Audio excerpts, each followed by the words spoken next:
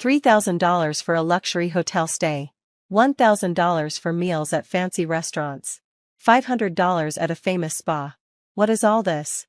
I glanced at the credit card statement, something I usually leave for my husband to handle. The list of expenses was shocking, huge amounts for reservations during the same time period. These weren't ordinary expenses, they were dates. My husband, who's on the PTA board at our daughter's middle school, had told me he was going on a retreat. Even though I'm not involved with the PTA, I could easily figure out what this really meant. Glenn became a stay-at-home dad so I could focus on my demanding job as a nurse. Thanks to him, I've been able to work long hours at the university hospital without worrying about the house or our daughter. I thought he was the perfect husband, selfless, devoted, but now, I realize his intentions might not have been so noble. Quietly, I took something and slipped it into his wallet. Then, I made a phone call. He'll be leaving in a week, likely full of excitement. I hope this trip will be unforgettable for him. My name is Maggie. I work as a nurse at a university hospital, where my schedule is so packed that days and nights blur together. The only reason I can keep going is because of Glenn, my husband. He always supported my career, even when I struggled to balance work and marriage. He decided to stay home and take care of everything so I could pursue my dream job. Glenn even joined the PTA at our daughter Sasha's school. Ignoring any judgment from others about being a stay-at-home dad, Sasha was proud of him, and so was I. As the breadwinner, I worked hard to support my family. But one day, I got a call from the credit card company. I had recently changed the debit account, and the payment hadn't gone through, causing an overdraft. Ugh, how did I forget this? I quickly opened my credit card statement to fix it. Normally, I leave all the finances to Glenn, so I hadn't looked at the statement in years. What I saw nearly made my heart stop. The total amount on the statement was shocking. I panicked, trying to figure out what I could have spent so much on. But no matter how hard I thought, I couldn't recall buying anything extravagant. I decided to dig deeper into the details. That's when I noticed a long list of purchases I didn't remember making: designer clothes, famous perfumes, a luxury watch brand. I liked those brands, but I hadn't bought anything from them. For a moment, I wondered if Glenn, who also had access to the credit card, might be planning a surprise, but I hadn't received anything from him. What stood out the most was the timing. All the purchases were made on Wednesdays. Wednesdays were the nights I worked late shifts, and it also happened to be the day Glenn attended PTA board meetings. What was going on?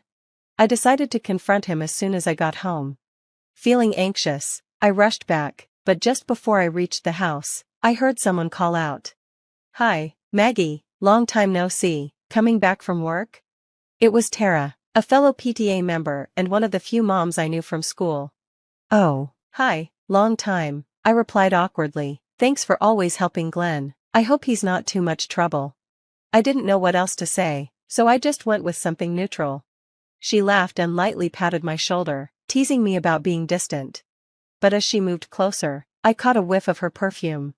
It was a familiar scent, the exact one from the brand I'd noticed on the credit card statement. I'd wanted to buy that perfume for myself, but never did. I remembered the scent clearly. "Smells nice. Is that the one I wanted? Did you get it?" I asked, not even sure why I said it. Was it jealousy? Curiosity? I felt foolish for even bringing it up. Still, the timing nagged at me. The purchases were all made on Wednesdays, and now here was a PTA mom wearing that same perfume. My mind started spinning with uneasy thoughts. Tara didn't notice my suspicion. She just smiled and said cheerfully, "Oh, this? It was a gift. It was our anniversary recently." She laughed, looking genuinely happy. "That's so sweet. You two must be really in love," I replied, trying to sound casual. We chatted a bit more, then said goodbye. I felt relieved. It made sense. She got the perfume as a gift for her anniversary. Tara was always so bubbly and cheerful. Even after becoming a mom, she talked about her anniversaries with such warmth. But then, something clicked. She didn't say husband. I froze in my tracks, replaying the conversation in my mind. Then, without thinking, I turned back to where I'd left her. But she was gone. The thought of following her was overwhelming. Could it be? Was there something going on between her and Glenn? That small seed of doubt grew into something I couldn't ignore.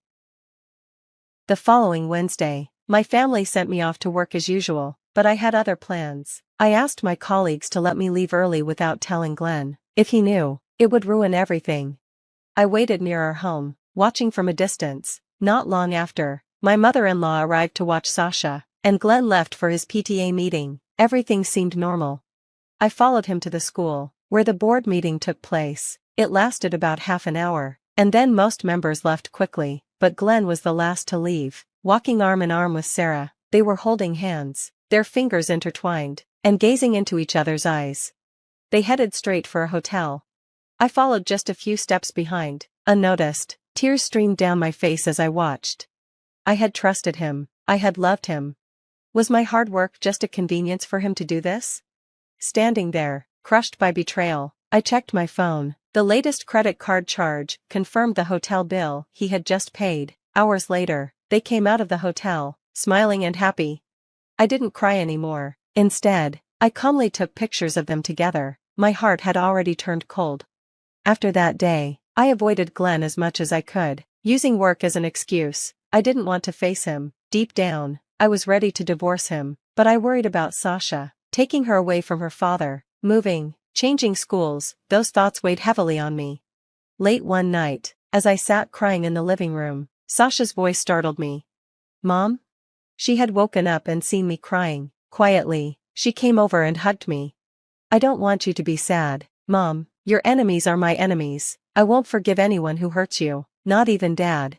Her words broke me. I sobbed uncontrollably, letting out all the emotions I had bottled up. Gratitude, sorrow, and everything else came pouring out. "If I divorce your dad, things will change," I told her. "We might have to move, and you won't see him every day. You might even have to change schools and leave your friends." But she just held my hands tightly and said, "I still want to be with you, Mom. I'll be fine. Please do what makes you happy." Her support gave me the courage to move forward with my plan. By then, I had started checking my credit card statements regularly. I discovered Glenn had planned a week-long trip and called it a PTA retreat. It didn't add up. What kind of parents both leave their child at home for an entire week? The charges on the card confirmed my suspicions: luxury hotels, fine dining, a surprise cake. He clearly thought I wouldn't notice, but now, I had all the evidence: the transaction records, the hotel booking, and even the restaurant details. I had once been grateful to Glenn for quitting his job to be a stay-at-home dad so I could focus on work. I worked hard to provide for our family because I trusted him, but he had used my trust to betray me and play around. Don't mess with me. On my next day off, I began my revenge. First, I called the hotel and restaurants he had booked, pretending to be his wife, which I was. I canceled all the reservations. The staff didn't suspect a thing. Later that night, I took his wallet from the living room. Inside was his only credit card, the one linked to our family account. I swapped it with an expired card and put the wallet back where I found it. He rarely used his card, so he wouldn't notice right away. Now, the wheels were in motion. Glenn's credit card had been renewed 6 months ago, but I had never thrown out the old one. My laziness paid off. I was amazed at myself for still having it. The expired card looked identical to the new one, but it wouldn't work if used. It only needed to fool him until he was far from home.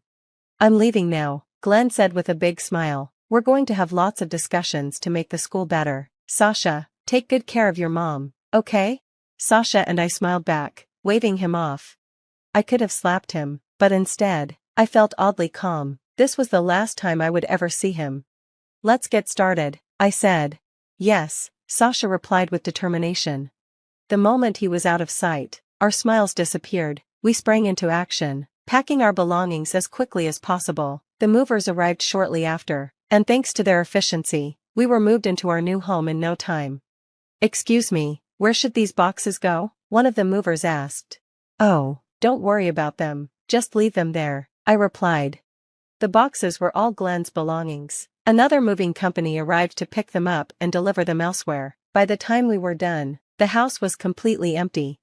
In the living room, where we had shared so many memories, I left a stack of credit card statements and the photos I had taken of him and Sarah. Next to them were my wedding ring, now meaningless, and the signed divorce papers. As I finished up, I noticed a flood of missed calls on my phone, all from Glenn. He must have realized something was wrong during his trip. Too bad for him. to avoid his interference. I claimed to be busy with emergency surgeries at the hospital. I let my phone vibrate endlessly in a drawer until the call stopped. By the time I checked again, my call history was cleared. Sasha and I couldn't help but laugh at how smoothly it was going. "Oh, right, I should make one last call," I said. "Yeah, that's a good idea," Sasha replied with a grin. Together, we made the call. Later that week.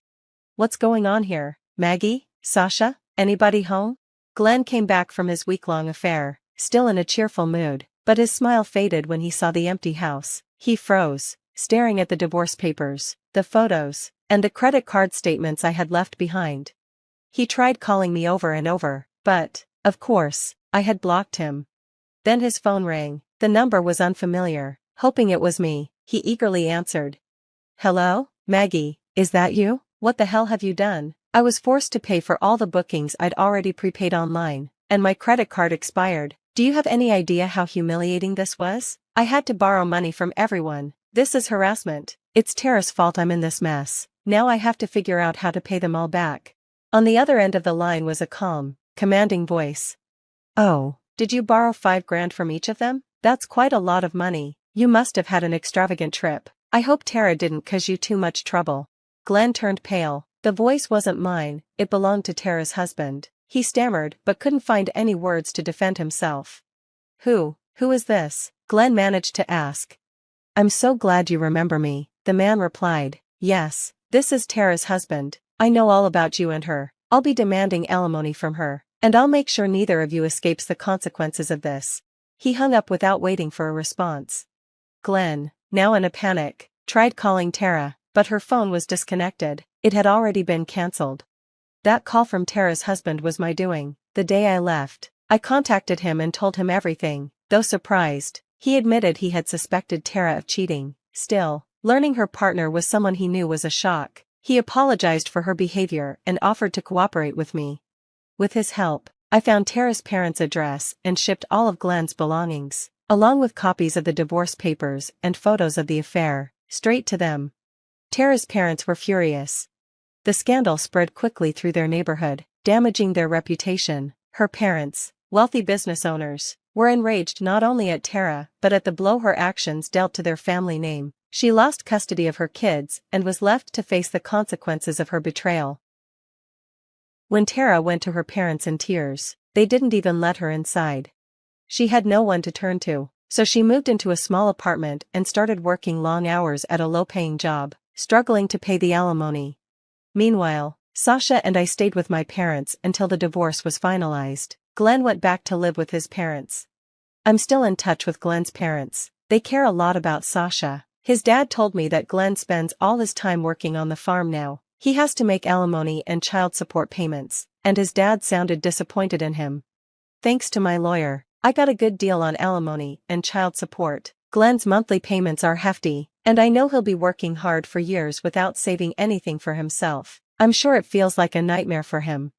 Once the divorce was finalized, Sasha and I moved into a new house. She transferred to a new school, where she was welcomed by her teachers and classmates. She's been happy there. Now that Glenn is a thing of the past, I'm handling all the housework myself. It's harder than I expected to balance work and home life, but I'd rather do this than live with a cheating husband and a so-called friend. I feel so much lighter now, free from all the negativity. I'm determined to be happier and work even harder from now on.